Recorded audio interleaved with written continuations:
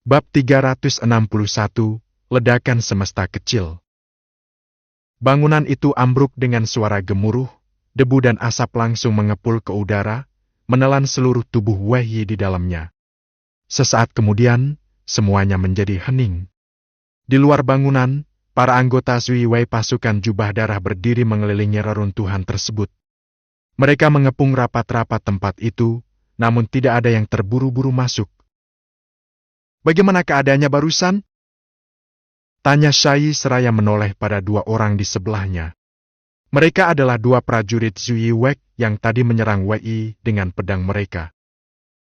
"Satu tebasanku mengerahkan 80% dari kekuatanku. Kalau tidak mati, dia pasti sudah sekarat," jawab salah satu dari mereka dengan penuh percaya diri. "Pedangku juga sudah dilumuri racun yang kudapat dari misi sebelumnya. Siapapun yang terkena, selama belum mencapai tingkat Raja Belah Diri, pasti mati seketika," tambah rekannya sambil menyeringai kejam. Mendengar penjelasan mereka, senyum puas segera mengembang di wajah Shai. "Kalau begitu, anak itu sudah bukan ancaman lagi. Tapi meski dalam keadaan sekarat, dia masih bisa membunuh dua orang kita. Itu artinya dia memang cukup hebat. Tak heran dia dijuluki sebagai jenius dari sekte Raja Perang milik negeri Chu." Shai berkata dengan nada tenang, seolah sedang menilai barang. "Hebat bagaimanapun juga, tetap saja mati di tangan pasukan jubah darah. Benar, selama kita yang turun tangan, tak ada yang bisa lolos hidup-hidup. Siapa tahu, mungkin dia sudah mati tertimbun, atau karena putus asa, memilih bunuh diri di dalam." Ucapan mereka disambut gelak tawa ramai dari para anggota Zui Wei.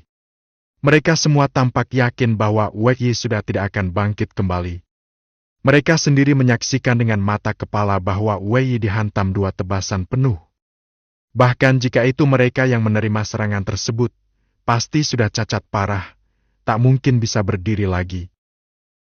"Dua orang kalian, masuk dan periksa," perintah Shai sembari menunjuk dua orang secara acak. "Kalau dia masih hidup, pastikan kalian menebasnya lagi hingga mati. Kalau sudah mati, seret keluar jasadnya, penggal kepalanya, dan kita bawa untuk laporan." "Siap, Pemimpin Shah."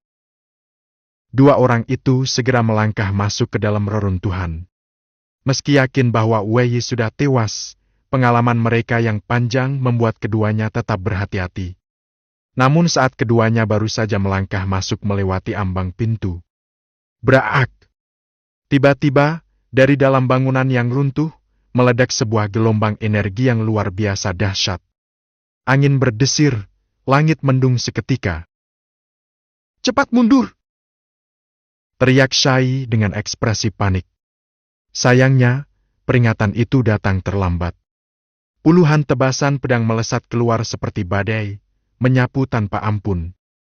Kedua prajurit itu bahkan belum sempat mundur, tubuh mereka langsung diselimuti oleh gelombang pedang yang mematikan. Dalam sekejap mata, mereka lenyap tanpa jejak. Ledakan demi ledakan terdengar memekakan telinga, tanah berguncang. Semua orang yang mengepung langsung terpaksa mundur. Reruntuhan bangunan pun hancur lebur, tercabik oleh badai pedang. Kedua prajurit tadi tentu tak tersisa apapun, bahkan tulangnya pun ikut hancur. Wajah Shai langsung berubah kelam, mendung. Kehilangan dua orang masih bisa dimaklumi, tapi 4 sekaligus. Itu jelas kegagalan besar untuk misi ini. Dan pada saat itu, dari balik puing-puing, sesosok tubuh perlahan melangkah keluar. Wahai! Bahkan tidak terlihat sedikit pun luka di tubuhnya. Sebaliknya, auranya melonjak tajam dan menggetarkan. Gelombang api dari jengki, energi sejati mengelilingi tubuhnya dengan garang. Tatapan matanya berkilat seperti cahaya bintang malam, menakutkan dan menakjubkan. Itu jelas adalah kondisi puncaknya. Kau menembus batas!"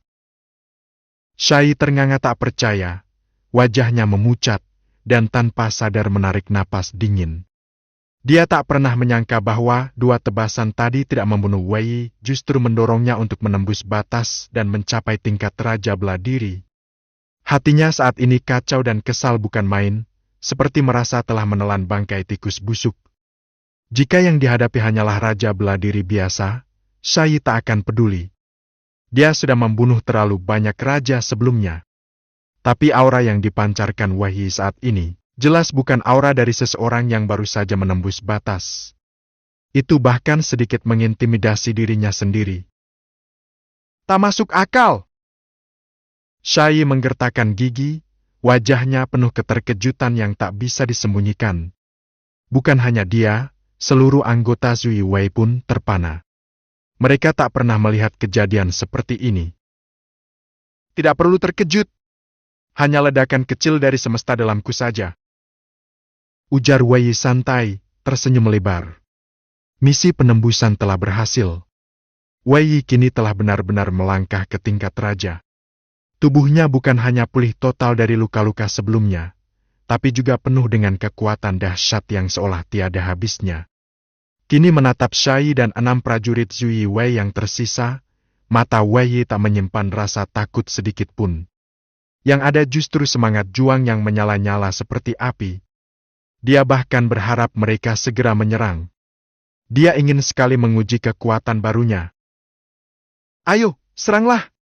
Kalau kalian masih diam, aku yang akan bergerak lebih dulu. Wei berkata dengan penuh percaya diri. Baru saja menembus batas, sudah besar kepala. Cari mati kau, bocah! 6 prajurit Zui Wei segera menyerbu tanpa menunggu perintah Shai. Mereka memang marah, tapi tetap bertindak rasional. Dengan pengalaman tempur yang matang, mereka bergerak dalam formasi rapat dan penuh koordinasi. 2 orang satu tim, saling mengunci. Siapapun yang diserang Wei, akan langsung dibantu oleh rekan-rekan lainnya. Jika Wei tidak bertindak, maka ia akan menghadapi serangan gabungan dari ke-6 orang sekaligus. Itulah kekuatan tempur khas pasukan jubah darah formasi yang membuat mereka layak disebut sebagai pasukan elit. Namun, kalau dulu, mungkin aku memang akan kerepotan. Tapi sekarang, lebih baik kuhabisi kalian sekaligus. Mata Wei menyala terang. Jengki merah menyala membubung dari tubuhnya. Pedang cenging di tangannya memancarkan aura mengerikan. Sekejap kemudian, ia menghantamkan serangan mautnya teknik 1000 pedang pemusnah. Ratusan pedang melesat dari langit, bergemuruh bagaikan hujan badai yang melanda. Boom! Boom! Boom! Boom! Bahkan lapisan penghalang formasi pertahanan di luar ikut terguncang hebat. Wajah 6 prajurit itu langsung berubah. Mereka tidak berani menyepelekan serangan itu, karena 2 rekan mereka barusan sudah tewas karenanya. Dengan cepat, mereka mengayunkan pedang dan menciptakan gelombang ki berbentuk bilah darah, mencoba menghalau badai pedang itu. Tapi di tengah kekacauan itu, sekarang, giliranku! Wei menghilang dalam sekejap, tubuhnya melesat seperti bayangan. Berkat penguasaannya atas 18 jurus bayangan hantu elang dan nyaris sempurnanya langkah bunga matahari, kecepatannya sudah melampaui batas wajar. Dalam sekejap mata, ia sudah muncul di udara tepat di atas musuhnya. Teknik pedang malam kelam langsung ia lancarkan, dipadukan dengan kekuatan entant malam, gerakannya bahkan melebihi kilat. Swoosh! Swoosh! 2 tebasan mematikan menghantam, dan 2 prajurit Zui Wei langsung terlempar keluar, darah menyembur deras. Formasi 6 orang langsung hancur. 4 sisanya panik dan kesulitan mengatasi serangan badai pedang berikutnya. Anak sialan! Kau cari mati! Akhirnya, Shai sendiri tak tahan lagi dan ikut turun tangan. Justru aku menunggumu! Wei tertawa dingin. Seketika ia menghantamkan 1 tebasan pedang dari udara. Sebuah gelombang pedang api setinggi beberapa meter meledak deras. Boom! Suara ledakan mengguncang tanah. Seluruh desa bergetar hebat seolah hendak runtuh. Bab 362, Kekuatan yang Mengerikan. Serangan pedang berapi yang dilepaskan oleh Wei kali ini bukan hanya mengandung kekuatan murni dari kehendak pedangnya, melainkan juga dipadukan dengan kekuatan api asing yang amat buas dan liar. Perpaduan antara kedua kekuatan ini menciptakan dampak yang menggetarkan. Bahkan ruang di sekitarnya pun ikut bergetar seolah tak tahan menampung kekuatan besar itu. Melihat pemandangan ini, ekspresi Shai pun berubah serius. Ia tak berani lagi memandang remeh musuh di hadapannya. Kini, setelah Wei Yi berhasil menembus batas kultivasi dan mencapai tingkat kekuatan baru, Shai tak lagi mampu menepis serangan pedang itu dengan mudah hanya dengan kibasan jubahnya seperti sebelumnya. Dengan cepat, ia pun menghunus senjatanya sendiri, sebilah pedang pertempuran berwarna merah darah. Namun, bilah pedang itu terlihat lebih tipis dibanding pedang biasa. Pada permukaannya, terpahat pola seekor makhluk buas yang tampak hidup, memancarkan aura spiritual yang jauh lebih kuat daripada senjata milik para anggota Sui Wei biasa. Jelas, kualitas senjata ini jauh di atas rata-rata. Hancurlah! Shai berteriak lantang, menggenggam erat pedangnya dan menebaskannya dengan sekuat tenaga. Dalam tebasan itu terkandung kehendak pedang yang penuh dengan kekuatan mendominasi dan membabi buta, langsung membelah udara dan bertabrakan dengan pedang api milik Wei yang turun dari langit. Tubrukan antara dua kekuatan besar itu menimbulkan ledakan menggelegar yang membuat bumi berguncang. Energi liar yang dilepaskan pun meledak ke segala arah, menyapu lingkungan sekitar dengan kekuatan menghancurkan. Meski begitu, Shai tidak mengalami kerugian dalam benturan ini. Serangan keduanya bisa dibilang seimbang. Namun, dalam waktu yang sangat singkat, 4 anggota Sui Wei lainnya menjadi korban serangan kilat Wei Yi. 2 orang tewas seketika. 2 lainnya, karena lebih waspada, berhasil mundur dengan cepat, namun dalam keadaan panik. Kecepatan Wei Yi sudah jauh melampaui batas normal seorang ahli tingkat Wangwu Raja Bela Diri. Ia bergerak secepat kilat, tak bisa dideteksi mata telanjang. Para prajurit Sui Wei yang levelnya lebih rendah jelas tak mampu menahannya. 2 orang terdepan bahkan tak sempat mengangkat senjata sebelum tewas di bawah pedangnya. 2 yang tersisa pun hanya selamat karena insting mereka tajam dan langsung mundur tanpa ragu. Jika mereka terlambat sedikit saja, kemungkinan besar mereka akan bernasib sama. Dengan demikian, dari 10 Sui Wei yang mengelilingi Shai, 6 orang telah tewas di tangan Wei Yi. Dari 4 yang tersisa, 2 di antaranya bahkan sebelumnya telah terpukul jatuh oleh serangan pedang Wei Yi dan kini masih terkapar dalam keadaan luka parah. Bisa dikatakan, hanya 2 orang yang masih memiliki kekuatan bertarung penuh. Dalam waktu sesingkat itu, 10 orang menyusut menjadi 2. Wajar jika kedua orang yang tersisa kini diliputi ketakutan. Mata mereka saling berpandangan dengan penuh kepanikan, tubuh mereka perlahan mundur beberapa langkah. Mereka sudah kehilangan semangat untuk melawan Wei Yi secara langsung. Bukan karena mereka pengecut melainkan karena kekuatan Wei Yi benar-benar terlalu mengejutkan. Terutama setelah ia menembus tingkat kultivasi barunya, bukan hanya mampu menekan Shai, tapi juga masih bisa dengan leluasa membantai para pengawalnya. Kekuatan seperti ini, bahkan di antara para jenius sekalipun, tergolong iblis perang yang langka. Anak ini benar-benar baru saja menembus tahap Wangwu. Wajah Shai kini terlihat sangat buruk. Wei Yi telah melampaui semua perhitungannya. Jika bukan karena menyaksikan langsung, ia tak akan percaya bahwa Wei Yi adalah seseorang yang baru saja naik tingkat. Kini ia pun mulai menyadari kenapa anak muda ini bisa terkenal di seluruh Chu meski usianya masih muda. Kenapa jenderal sekelas Go Fengxiao begitu dibuat pusing oleh Wei Yi namun tak mampu berbuat banyak. Semua ini karena Wei Yi memang bukan orang biasa, jauh dari itu. Tak peduli bagaimanapun caranya, hari ini dia harus mati. Kalau tidak, sekalipun kita berhasil kabur, Yang Mulia takkan membiarkan kita hidup. Peraturan di dalam Sui Wei sangatlah ketat dan kejam. Gagal menjalankan tugas berarti hukuman yang bahkan lebih buruk daripada kematian.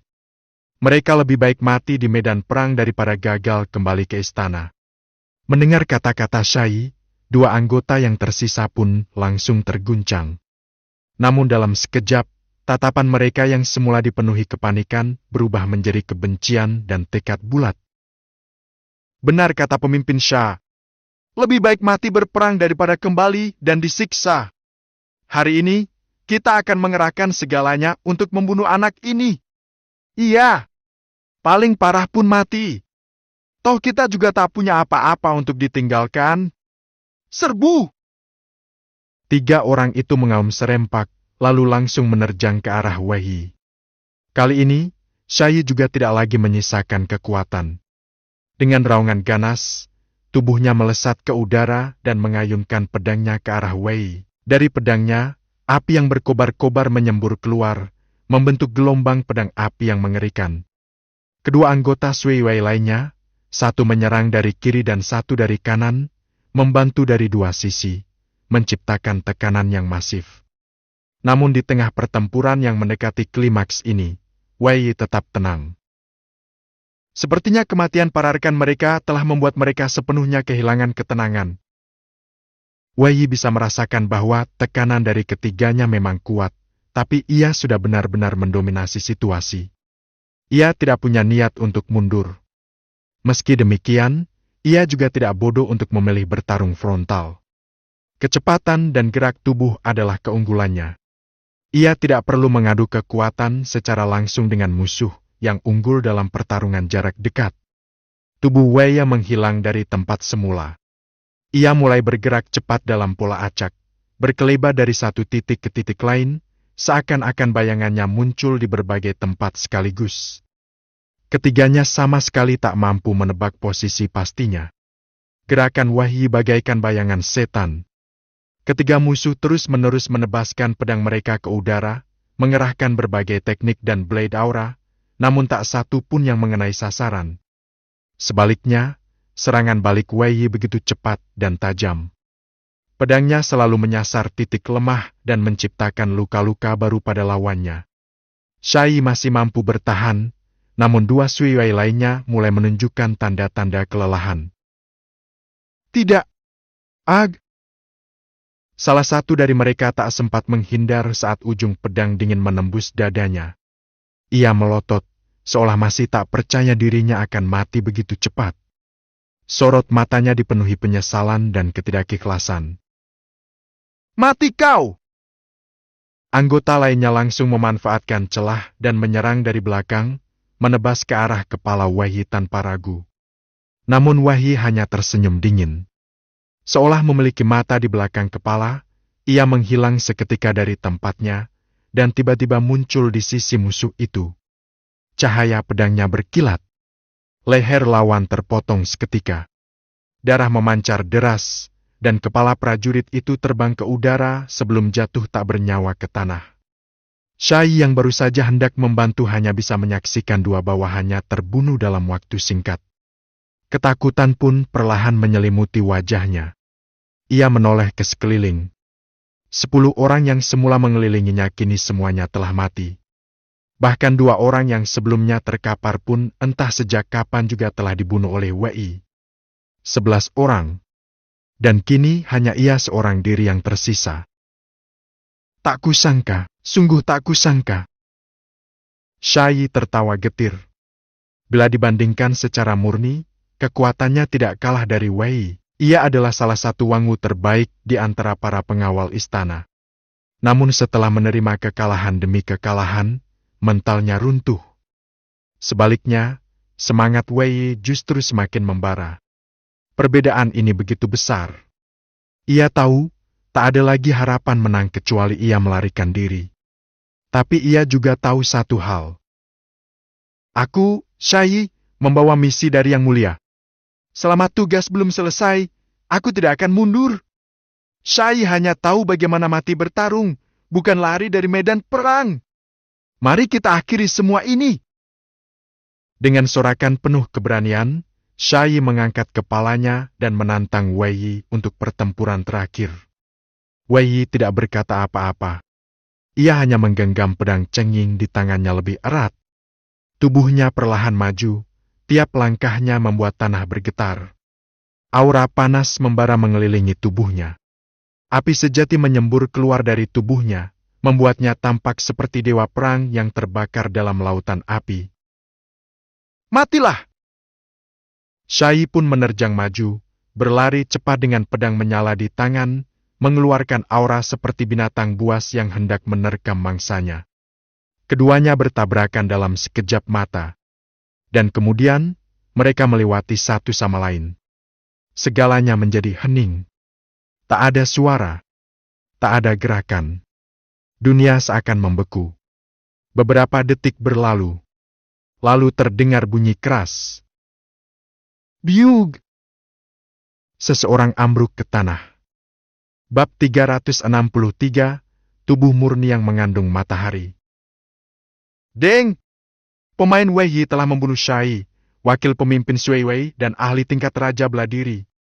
Pengalaman kultivasi 450.000, pengalaman teknik beladiri 350.000. Deng! Pemain Wei telah membunuh satu jenderal musuh. Poin reputasi cu 10.000. Tepat di saat tubuh Shai roboh, suara notifikasi sistem pun bergema di dalam benak Wei. Akhirnya, Wei bisa bernapas lega.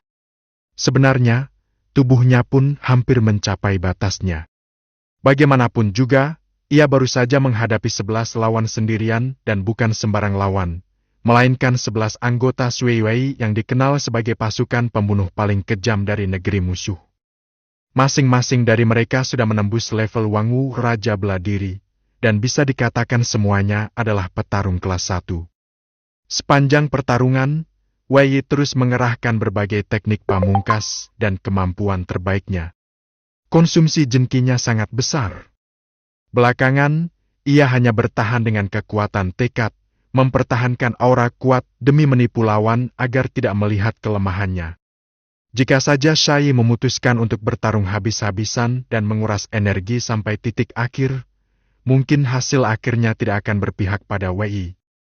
Namun karena Shai terintimidasi oleh rentetan serangan Wei yang begitu menghancurkan, ia membuat penilaian keliru tentang keadaan dan peluang mereka.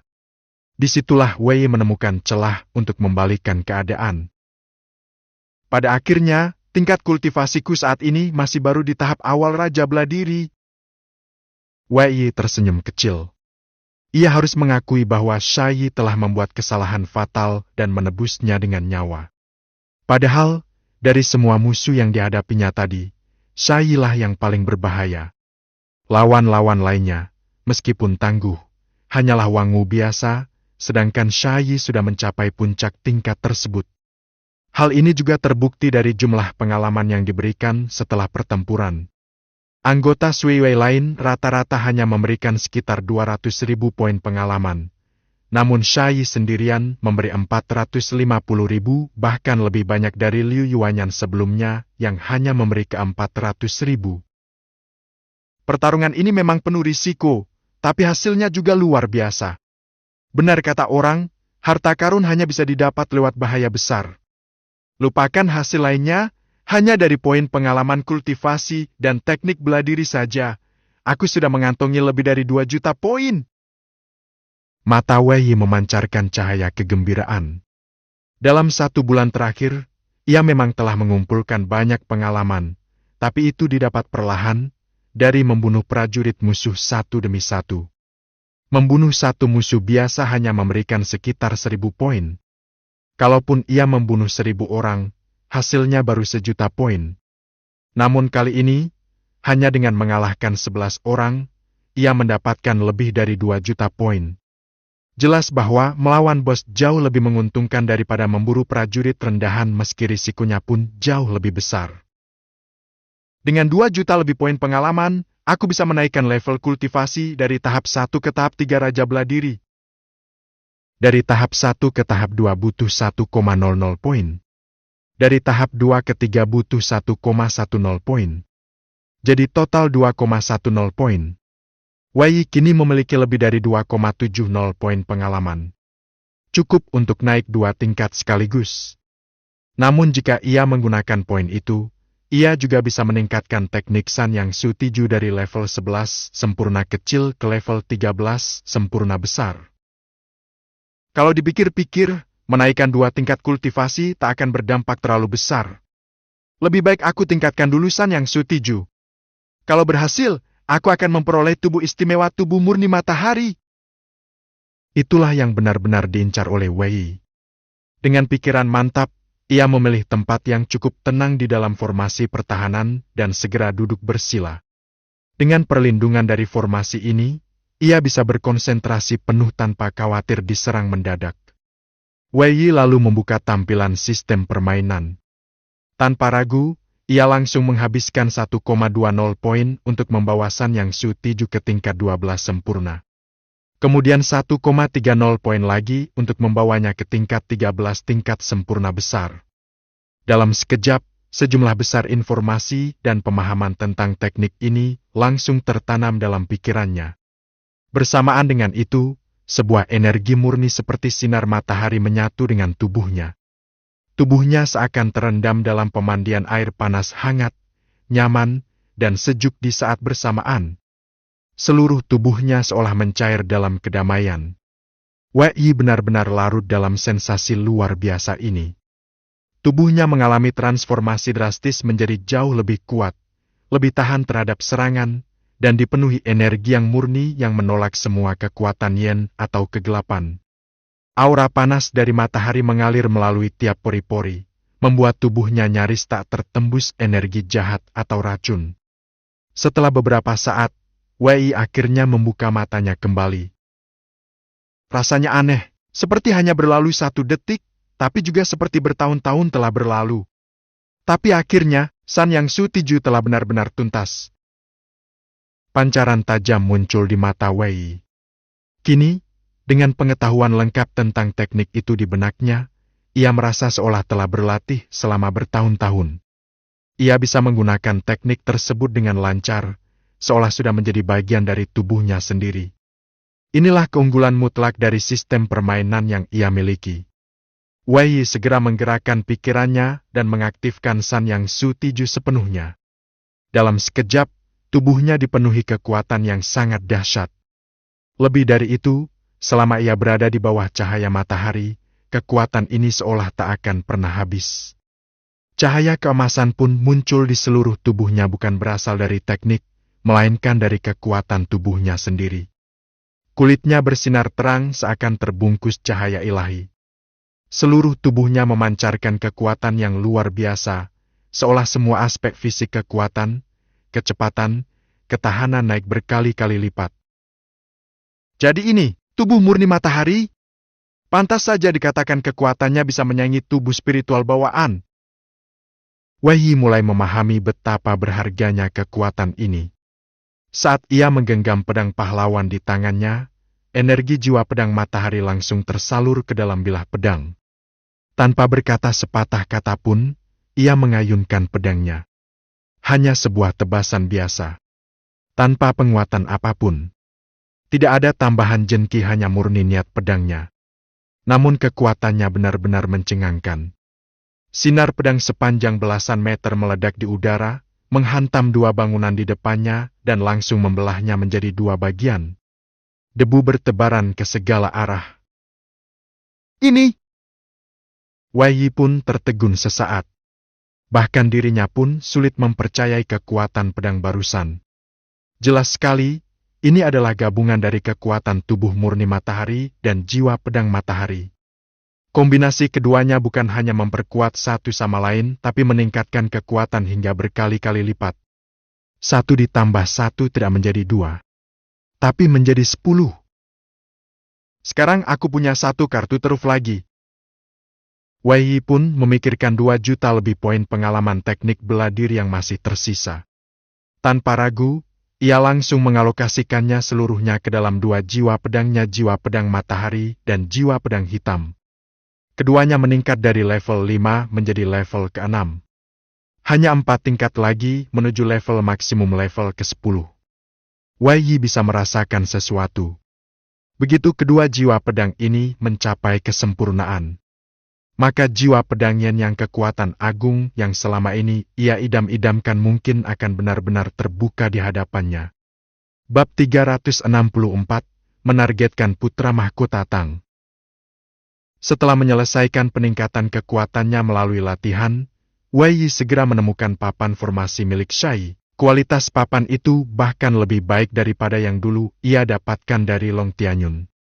Papan formasi tersebut tidak memiliki segel atau penghalang khusus, sehingga siapapun yang memilikinya bisa mengaktifkannya dengan mudah. Dengan cepat, Wei Yi pun mengendalikan papan itu dan segera menonaktifkan formasi pengurung yang menyelimuti seluruh desa. Serik!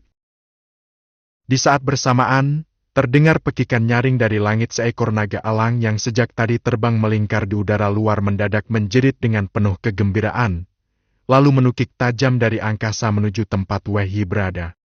Sebagai hewan peliharaan yang memiliki ikatan batin dengannya, naga elang itu bisa merasakan bahaya yang mengancam Wei Yi. Namun karena formasi penghalang, ia tak bisa masuk dan hanya bisa cemas menunggu di luar. Sekarang, setelah penghalang itu lenyap, ia pun langsung melesat dan hinggap di sisi tuannya sambil terus bersuara, seakan bertanya apakah Wei Yi baik-baik saja. Melihat tatapan khawatir dari mata naga elang, hati Wei Yi pun diliputi kehangatan. Tenang saja, aku baik-baik saja, ucapnya sambil menepuk kepala makhluk buas itu dengan senyuman ringan. Setelah menelan beberapa pil penyembuh, kondisi Wei Yi pun jauh lebih stabil. Meskipun ia tak mendapatkan harta berharga dari tubuh Shai dan para pengikutnya selain senjata masing-masing, namun ia berhasil menemukan sesuatu yang menarik dari salah satu prajurit biasa pasukan baju darah, sebuah kitab teknik bela diri tingkat Xuan kelas atas. Meski tingkatan teknik itu tak lagi terlalu berharga bagi Wei Yi, tapi jenisnya cukup istimewa. Itu bukan teknik tempur biasa, melainkan teknik bantu yang cukup langka berjudul Jurus Menyembunyikan Aura. Fungsi teknik ini adalah untuk menyamarkan kekuatan dan aura pengguna hingga tampak seperti orang biasa tanpa kultivasi. Jika dikuasai dengan sempurna, bahkan para pendekar tidak akan mampu membedakan apakah orang itu seorang ahli atau hanya rakyat jelata kecuali mereka memiliki kekuatan mental yang sangat luar biasa. Teknik ini ternyata adalah teknik wajib yang harus dikuasai oleh setiap anggota baju darah. Sebab, tugas mereka seringkali bersifat rahasia dan melibatkan misi pembunuhan secara diam-diam, bukan pertempuran terbuka. Maka dari itu, kemampuan menyembunyikan kekuatan adalah kunci utama dalam kelangsungan misi mereka. Inilah sebabnya mengapa sebelumnya Wei Yi sama sekali tidak menyadari kehadiran 11 pendekar tingkat Raja Beladiri itu. Jika bukan karena teknik ini, aura mereka pasti sudah tercium dari jarak beberapa li, dan ia tak akan masuk ke dalam perangkap.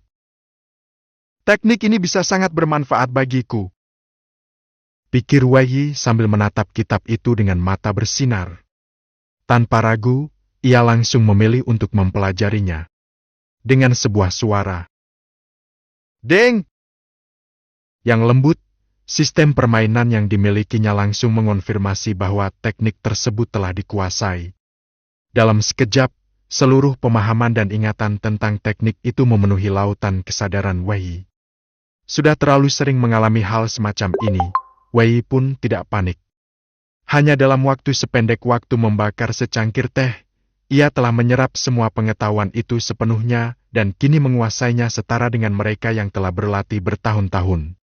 Dengan sekejap mengalihkan fokus pikirannya, aura tubuh Wei Yi pun langsung tersembunyi hingga ke titik paling ekstrem. Saat ia memeriksa dirinya, meski belum mencapai kesempurnaan mutlak, namun sudah sangat sulit bagi pendekar biasa untuk menebak kekuatannya. Luar biasa, teknik ini benar-benar cocok untuk serangan mendadak, gumam Wei Yi sambil tersenyum puas. Setelah menyelesaikan semua itu, ia pun berbalik menatap jasad Liu Jinyuan yang telah lama terbujur kaku. Wajahnya menunjukkan ekspresi yang rumit. Beberapa saat kemudian, ia menghela napas panjang. Meski telah dikhianati dan dijebak oleh Liu Jinyuan, Wei Yi tak merasa terlalu marah. Sebaliknya, ia justru merasa iba terhadap lelaki tua itu. Dahulu seorang kepala klan terhormat dan tokoh terkenal di wilayah Liu Zhou, kini berakhir tragis, dijadikan alat oleh pasukan baju darah hingga kehilangan nyawa. Tidak hanya itu, seluruh istri dan keluarganya juga dibantai habis, dan klan Liu pun lenyap dari sejarah. Orang mati tak bisa disalahkan, Tak ada gunanya memperpanjang kebencian, ucap Wei Yi pelan. Bagaimanapun, kita pernah saling mengenal. Atas jasa-jasamu dalam melawan dinasti Tang, biarlah aku membantu menguburkan dirimu dan keluargamu dengan layak. Setelah itu, kita tidak memiliki urusan apapun lagi. Dengan langkah tenang, Wei Yi mendekati tubuh Liu Jinyuan. Ia lalu menggali beberapa makam kecil di kaki gunung belakang desa dan menguburkan jenazah Liu Jinyuan beserta keluarganya. Di atasnya, ia mendirikan sebuah batu nisan bertuliskan, Makam Liu Jinyuan, Kepala Klan Liu, pejuang setia penentang dinasti Tang. Malam pun turun. Wei Yi tidak berlama-lama di desa Cakra Merah dan segera pergi dengan menunggangi naga elangnya. Di atas punggung makhluk itu, sambil menatap bintang-bintang yang bersinar di kejauhan, pikirannya dipenuhi pertanyaan tentang langkah selanjutnya. Sejak awal, tujuannya datang ke medan perang ini hanyalah untuk menyelesaikan misi terobosan kekuatan. Sekarang, ia telah berhasil mencapai tujuannya. Kultivasinya pun menembus tingkat Raja Bela Diri. Secara logika, ia bisa saja mundur dan tak perlu terus mempertaruhkan nyawa. Namun, sekarang ia telah menjadi target para petinggi dinasti Tang. Jika sebelumnya ia hanya dianggap pengganggu kecil, kini ia sudah masuk dalam daftar buruan. Hari ini para pembunuh baju darah yang dikirim. Lalu siapa tahu siapa yang akan dikirim berikutnya? Berhenti sekarang tentu adalah pilihan yang aman. Tapi Wei Yi tak ingin berhenti. Bagaimanapun aku adalah rakyat Chu. Bagaimana mungkin aku diam saja melihat pasukan Tang menginjak-injak tanah airku dan membantai rakyat tak berdosa? Aku mungkin tak sanggup menghadapi puluhan ribu pasukan secara langsung, tapi masih ada cara lain. Putra mahkota dinasti Tang memimpin langsung pasukan dalam penaklukan ini, dan itu adalah celah yang bisa kugunakan. Cahaya tajam berkilat di mata Wei Yi. Jika bukan karena peristiwa pembunuhan barusan, mungkin ia tak akan sampai memikirkan hal ini. Tapi sekarang, ia memiliki rencana baru. Pasukan Tang sangat besar, terlalu besar untuk dihadapi satu orang. Hanya perintah langsung dari Kaisar yang bisa mengubah strategi mereka dan itu jelas tidak mungkin didapat. Tapi, jika ia bisa menangkap putra mahkota Tang, maka semua bisa berubah. Putra mahkota Lilong telah menjadi pewaris takhta selama 7 atau 8 tahun. Dia sangat dipercaya oleh Kaisar dan memiliki pengaruh besar di seluruh dinasti Tang. Jika tak ada kejutan, dia pasti akan menjadi penerus tahta. Statusnya cukup tinggi untuk menjadi sandera yang sangat berharga. Apalagi, kekuatannya tidak terlalu mengancam. Dia adalah target yang ideal. Namun, satu hal yang membuat rencana ini sangat berbahaya adalah pengawalan. Apalagi dalam ekspedisi ini, kemungkinan besar putra mahkota dikawal oleh para ahli tingkat Wuzong bahkan bisa lebih dari satu orang. Wajah Wei Yi menjadi lebih serius. Meski kekuatannya telah melonjak, ia belum sanggup menghadapi pendekar tingkat Wuzong secara langsung. Tapi jika aku tidak mencoba, mana bisa tahu hasilnya? Selama aku bersama naga elang dan punya rencana matang, setidaknya melarikan diri masih bisa kulakukan. Tapi, kalau berhasil menangkap putra mahkota Lilong, semuanya akan berubah. Tatapan Wei Yi mengeras. Dalam hati, ia telah membuat keputusan besar. Target berikutnya, putra mahkota dinasti Tang. Bab 365, menyusup ke kota Yijiang. Kota Yijiang adalah salah satu kota besar yang berada di dalam wilayah Liuzhou. Meskipun tidak semegah dan setua kota Nanyang yang penuh sejarah, kota ini tetap termasuk kawasan paling makmur dan padat di wilayah Liuzhou. Namun kini, kota tersebut sudah jatuh ke tangan kerajaan Tang.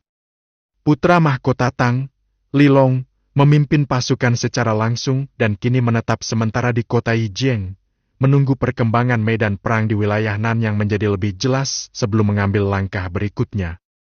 Meskipun dikatakan turun langsung ke medan perang, kenyataannya Lilong tidak mungkin benar-benar mengambil risiko menghadapi bahaya secara langsung. Ia tentu tidak akan sembarangan membawa pasukan kecil untuk pergi ke medan tempur dan bersorak-sorai di sana. Itu bukan dukungan moral, melainkan hanya akan menambah kekacauan. Sesungguhnya, istilah turun langsung ke medan perang hanyalah simbol belaka. Keberadaan putra mahkota Lilong di kota ini bukanlah rahasia besar. Setelah membasmi beberapa patroli kecil pasukan Tang, Wei Yi pun berhasil mendapatkan informasi mengenai keberadaan Lilong. Tanpa membuang waktu, ia segera menunggangi naga elang dan mengubah arah perjalanannya menuju kota Yijieng. Sore keesokan harinya, sosok Wei Yi sudah terlihat di pinggiran kota. Sebagai seorang tokoh terkenal dari negeri Chu dan salah satu buruan paling dicari dalam daftar hitam pasukan Tang, tentu Wei Yi tidak bisa begitu saja muncul secara terang-terangan. Ia pun sedikit menyamarkan dirinya memakai topi anyaman lebar dan menyelimuti tubuhnya dengan jubah hitam tebal. Tubuhnya yang tinggi tegap, berpadu dengan penampilan misterius tersebut, membuatnya tampak begitu berwibawa dan tak seorang pun berani menyapanya sembarangan. Jadi ini kota Yijieng. Wei Yi menatap tembok kota yang tinggi menjulang di kejauhan, matanya berkilat tenang. Hujan gerimis turun dari langit, membasahi tanah. Namun Wei Yi tidak memperdulikannya dan terus melangkah menuju gerbang kota. Sementara itu, naga alangnya telah disimpan kembali ke dalam ruang hewan peliharaan milik sistem, salah satu kemudahan luar biasa yang bisa ia andalkan. Kapan saja dibutuhkan, ia bisa memanggilnya kembali. Di gerbang kota, antrean panjang manusia membentang. Suasana penuh desakan, keluhan, dan bisik-bisik tak puas menggema di tengah rintik hujan. Aku dengar, karena putra mahkota ada di dalam kota, pemeriksaan di gerbang jadi luar biasa ketat. Orang yang identitasnya tidak jelas tidak akan diizinkan masuk. Identitas? Asal menyerah ke mereka, pasukan Tang langsung dianggap bersih identitasnya. Binatang semua itu. Suatu hari pasti akan menerima balasannya. Pelankan suaramu. Apa kau ingin mati? Di luar kota ini banyak perampok gentayangan. Satu-satunya tempat aman hanya di dalam kota. Kalau mereka mendengar omonganmu, bukan cuma tak boleh masuk kota, bisa-bisa langsung hilang nyawa. Entah sampai kapan penderitaan ini berakhir. Keluh kesah warga terdengar silih berganti. Wei Yi yang berada di antara kerumunan hanya bisa menghela napas dalam hati. Ketertinggalan akan selalu mengundang penderitaan. Yang lemah akan selalu menjadi korban. Hukum alam seperti itu berlaku baik bagi individu maupun sebuah negara. Untungnya, waktu antre tak terlalu lama. Sekitar setengah jam kemudian, tibalah giliran Wei Yi. Biaya masuk kota, 5 keping perak. Tanpa menoleh, prajurit penjaga gerbang menyodorkan tangannya. Tanpa berkata apa-apa, Wei Yi menyerahkan 5 keping perak. Namun, pada saat bersamaan, sebuah pedang besar mendadak menghalangi tubuhnya. Seorang perwira pasukan penjaga kota berjalan menghampiri. Tatapannya gelap, penuh kewaspadaan. Ia menatap Wei Yi dengan tajam, lalu berkata dengan suara dingin. Lepaskan topi anyamanmu! Aku sedang menderita penyakit kulit yang cukup parah. Jika aku melepaskannya, bisa membuat orang-orang ketakutan. Jawab Wei Yi dengan tenang. Aku sudah melihat banyak hal dalam hidupku. Aku bilang buka, ya buka. Jangan banyak alasan. Apa kau menyembunyikan identitasmu, Tanpa menunggu jawaban, perwira itu melambaikan tangannya, dan beberapa penjaga langsung mengepung Wei Yi. Tatapan mereka waspada dan agresif. Namun Wei Yi hanya tersenyum kecil. Ia mengeluarkan sebuah tanda perak dari balik jubahnya dan memperlihatkannya kepada sang perwira. Suara dan ekspresinya berubah dingin seketika.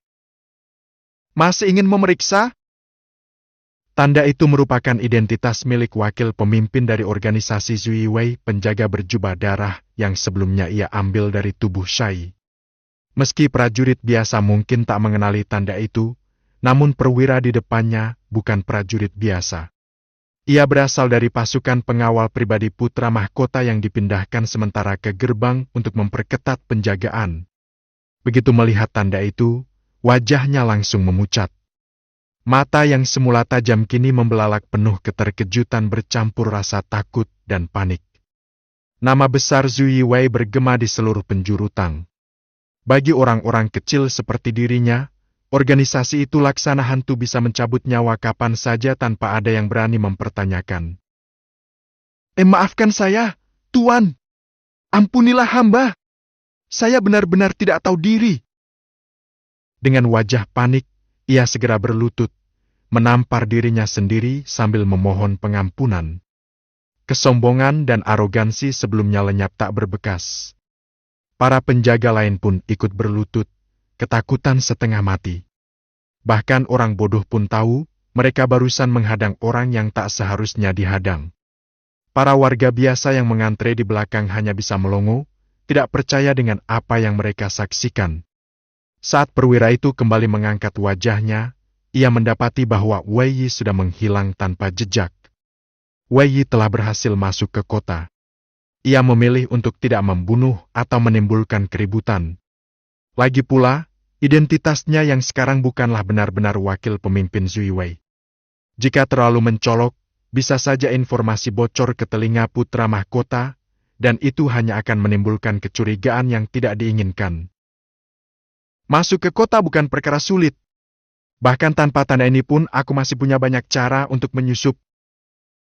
Namun, menurutnya, yang jauh lebih sulit adalah masuk ke kediaman tempat putra mahkota tinggal saat ini. Tanda dari Zhu Wei pun tak akan banyak membantu, sebab kediaman sang putra mahkota pasti dijaga lebih ketat, dengan verifikasi identitas dan mungkin bahkan orang dalam yang mengenal Shai secara langsung. Kalau Wei menggunakan tanda itu lagi, bisa jadi ia malah membongkar kedoknya sendiri. Lebih baik istirahat dulu. Begitu malam tiba, aku akan mencari jalan masuk. Ia pun mencari sebuah penginapan yang terlihat cukup baik, lalu masuk ke dalam. Selamat datang. Tamu ingin makan atau menginap? Pelayan menyambut dengan penuh hormat. Meski tampilan Wei Yi terlihat agak mencolok, zaman memang sedang kacau. Banyak orang berpakaian aneh. Pelayan itu sudah terbiasa dengan pelanggan seperti itu. Makan dulu. Sajikan makanan dan minuman terbaik yang kau punya. Setelah itu, siapkan kamar terbaik juga untukku. Wei, yang kini bergelimang harta, tidak pernah pelit terhadap diri sendiri dalam urusan makan dan tempat tinggal. Baik, silakan naik ke lantai 2, Tuan. Pelayan itu tersenyum senang. Tipe pelanggan seperti ini kaya dan dermawan adalah favoritnya. Tak lama berselang, makanan dan minuman mewah tersaji lengkap di meja. Sambil menikmati hidangannya, Wei Yi juga diam-diam mencuri dengar pembicaraan para pelanggan lain. Mayoritas pembicaraan seputar perang antara Chu dan Tang. Hampir semua orang merasa pesimis terhadap kemenangan negeri Chu. Namun, percakapan dari sebuah meja di pojokan menarik perhatian Wei Yi. Di meja itu duduk seorang ayah dan anak, berbisik-bisik penuh rahasia. Benarkah, ayah, kita akan menyerahkan barang itu? Itu ramuan langka yang nilainya tak terhitung. Kalau ayah yang menggunakannya, bahkan bisa menembus tingkat raja bela diri. Kau bodoh, nak. Meski aku menembus tingkat raja, itu tak ada artinya di hadapan kekuasaan Tang. Di dunia sekarang, pengaruh putra mahkota jauh lebih berharga daripada kekuatan pribadi. Untungnya keluarga kita, keluarga Liu, pernah punya hubungan dengan keluarga Wu tempat asal putri mahkota.